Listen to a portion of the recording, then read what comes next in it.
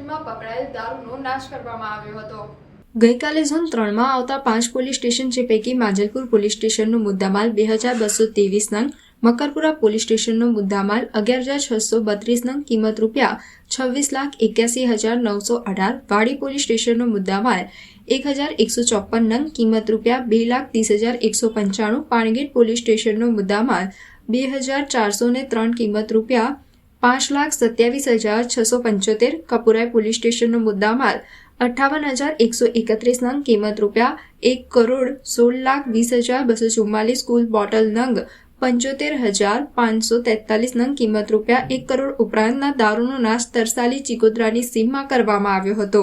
જે દારૂ નાશમાં additional CP zone 3 લીના પાટીલ, નશાબંધી અધિકારી SDM, ACP અને તમામ પોલીસ સ્ટેશનના PI સ્ટાફ હાજર રહ્યા હતા। દારૂનો નાશ કરવામાં આવ્યો હતો।